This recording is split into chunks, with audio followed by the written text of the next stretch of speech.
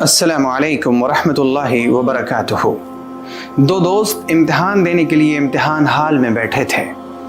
दोनों को सवालात का पर्चा मिला और जवाब के लिए कुछ वक्त दिया गया कि मसलन 2 घंटों में आप अपने अपने जवाबात लिख लें।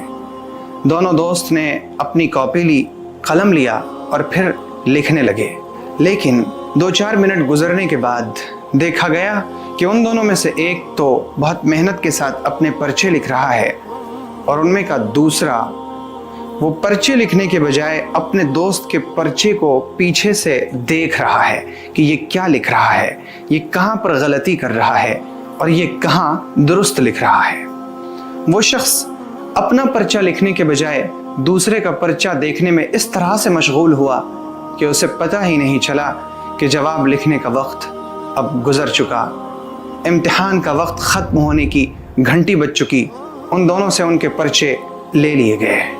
उनमें से वो शख्स जिसने तवज्जो और मेहनत के साथ अपना पर्चा लिखा था वो तो कामयाब हो गया, लेकिन जिसने अपना सारा वक्त इस चीज़ में खर्च कर दिया कि मेरा दोस्त क्या लिख रहा है, उसके पर्चे में कहाँ सही है कहाँ गलती है, वो इसलिए नाकाम हो गया कि उसने दूसरे के पर्चे में मशगूल होकर अपने पर्चे में कुछ लिखा ही नहीं। ये मिसाल है उन लोगों की जो इस दुनिया के अंदर अपने आमाल को देखने के बजाय दूसरों के आमाल देख रहे हैं। वो अपनी गलतियों के लिए वकील हैं, लेकिन दूसरों की गलतियों के लिए वो जज बनकर फैसला कर रहे हैं कि इसने गलत किया और इसने सही किया।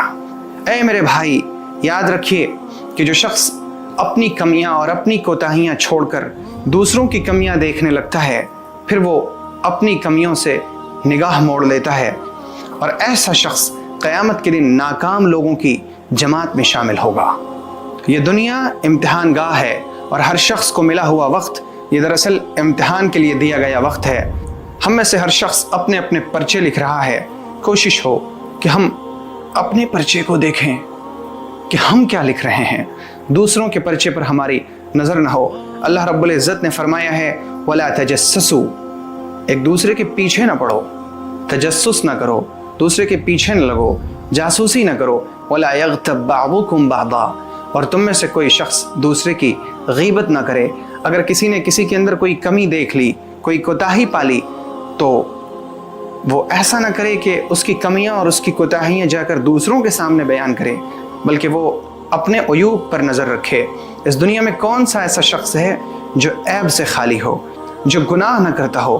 पैगम्बर सल्लल्लाहु अलैहि वसल्लम ने फरमाया, कुल्लु बनी आदम खत्ता व खैरुल खत्ताईन अत्तवाबून, कि आदम के तमाम बेटे गलतियां करने वाले हैं, लेकिन सबसे बेहतरीन गलती करने वाला वो है जो गलती करने के बाद तौबा करता हो। और ये वो शख्स होता है जिसकी अपनी गलतियों पर नज़र होती है।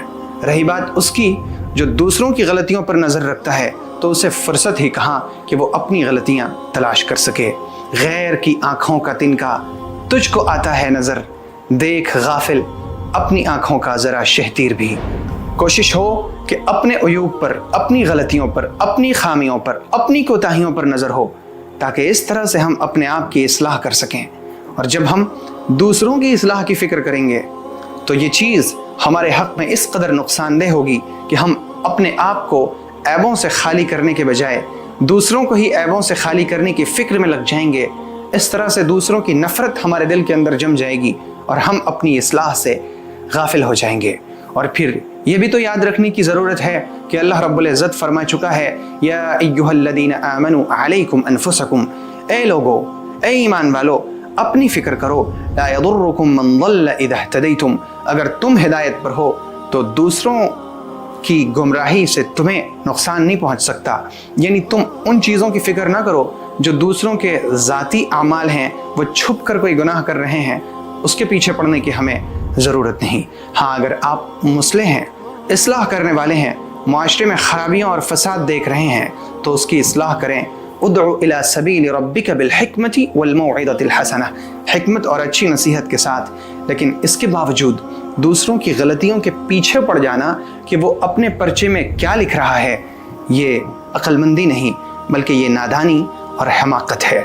अल्लाह हमें इससे बचाए और अपने अयूब पर नज़र रखने की तौफीक अता फरमाए। आप अल्लाह की अमान में रहें। السلام علیکم ورحمۃ اللہ وبرکاتہ.